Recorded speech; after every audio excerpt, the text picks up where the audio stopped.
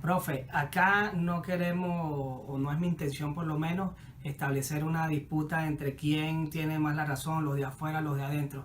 Pero en todo caso, desde afuera se utiliza la comparación del secuestrado para explicar un poco las limitaciones de la oposición local, en el sentido de que el secuestrado, por más que quiera salir de esa situación, está limitado emocionalmente, en recursos, para poder salir de su situación, y es por eso que necesita una ayuda externa.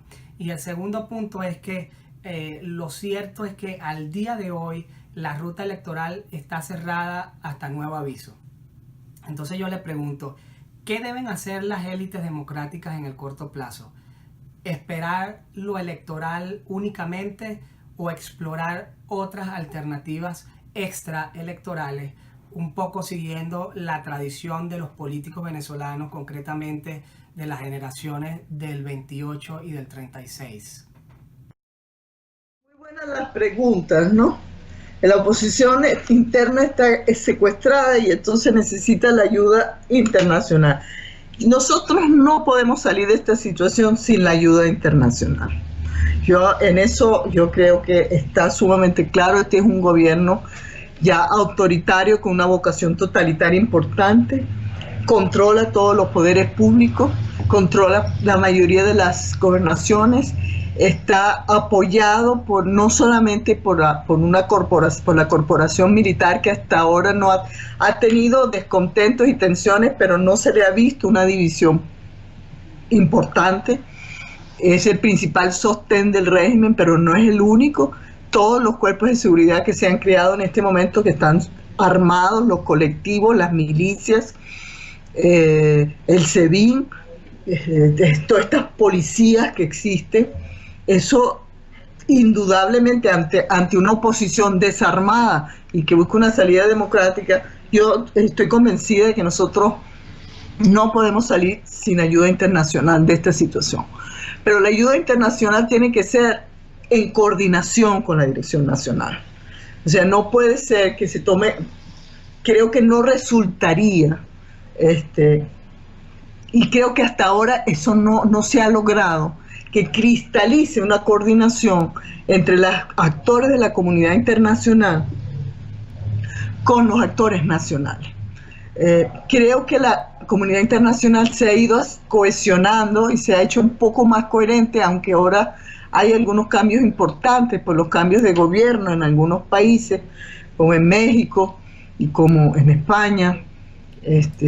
Pero, por ejemplo, en la OEA hay que agradecer la ayuda internacional, la visibilidad de esta situación de la Secretaría General de la OEA, que fue la que le dio una visibilidad importantísima a la situación, en donde tú sabes que los países a lo externo se guían por medios, y en Venezuela los medios están totalmente controlados por el gobierno, que tiene un aparato de propaganda monumental para crear posverdades y posfactualidades permanentemente. Entonces, la OEA, sobre todo la Secretaría General, creo yo, ha jugado un papel clave en ayudar a visibilizar y a la solidaridad internacional. Eso ha sido sumamente importante para Venezuela, creo yo.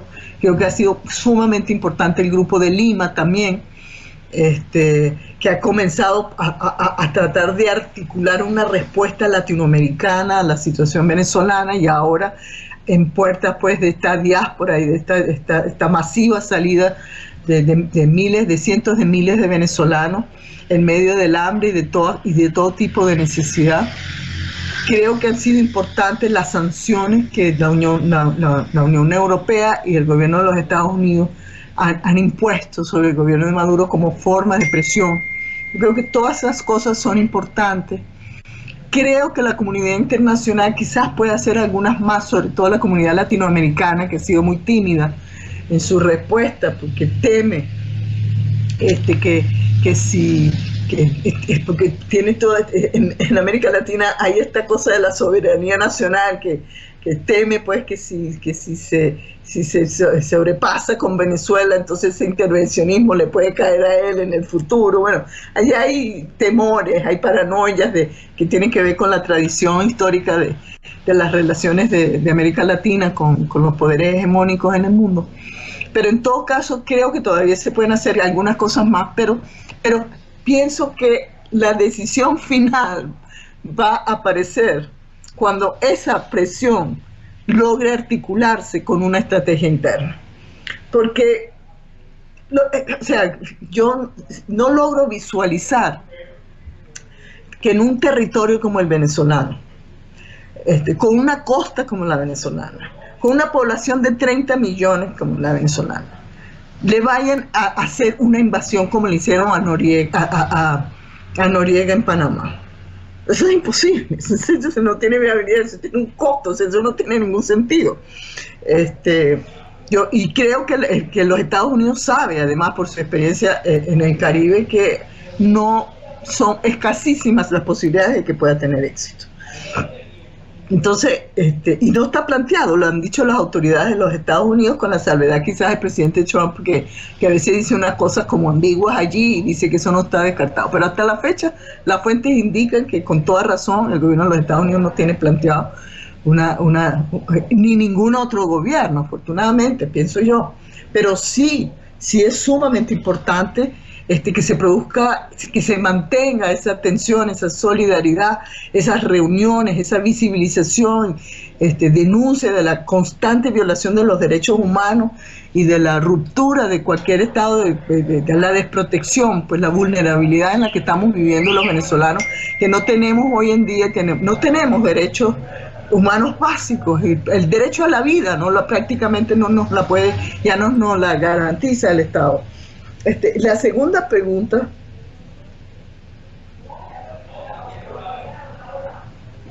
fíjate, una cosa es que uno diga que no existen las condiciones para que se produzca una salida electoral, y otra cosa es que no utilicemos el instrumento electoral en la lucha contra la dictadura.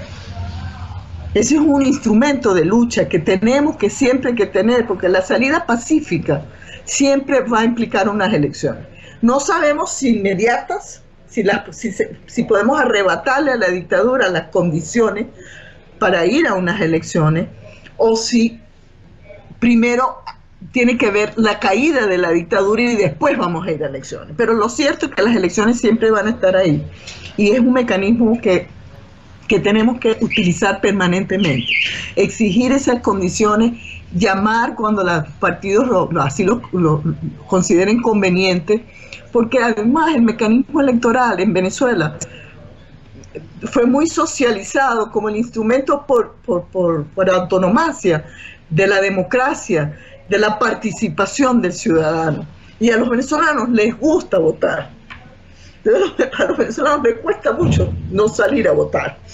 Entonces, pero hay que saber utilizar ese mecanismo, hay que saber utilizarlo como un instrumento de protesta, como un instrumento de denuncia, como un instrumento de cohesión de los partidos opositores, un instrumento de mostrar el nivel de arbitrariedad, de despotismo y de autoritarismo del gobierno de Maduro, no necesariamente para ganar, sino como protesta y como denuncia. Yo creo que eso no se puede descontar. No sé si te contesté. Y eso, claro, es que yo creo que uno de los problemas que tuvo la oposición quizá fue que cuando le falló el instrumento del referendo revocatorio presidencial fue cuando utilizó la protesta. Cuando le falló la protesta fue cuando utilizó la mesa de negociación. Todos esos son instrumentos y quizás hay que saber trabajarlos mejor y juntos y no en secuencia como se hizo en otros momentos. Hoy en día la gente no va a salir a la calle porque la represión fue brutal y no tuvo ningún resultado el año pasado, o los resultados fueron mínimos el año pasado. Entonces, la vuelta a la calle, que es absolutamente necesaria, a la protesta pacífica, no violenta, como presión sobre el gobierno de Maduro, yo creo que tiene que hacerse, pero dentro de una estrategia opositora mucho más sofisticada que incluya la coordinación con la presión internacional y que incluya múltiples estrategias de resistencia y lucha en Venezuela. Y hay que tener, y con eso creo que terminamos, hay que tener paciencia porque esto está difícil y a veces el desespero es un mal aliado y un mal consejero. Bien, esto es todo por hoy. La cita es para el próximo domingo, cuando tendremos otra entrega de Claudiopedia. Recuerda que puedes escribirme o enviarme tus mensajes por las redes sociales. Hasta pronto.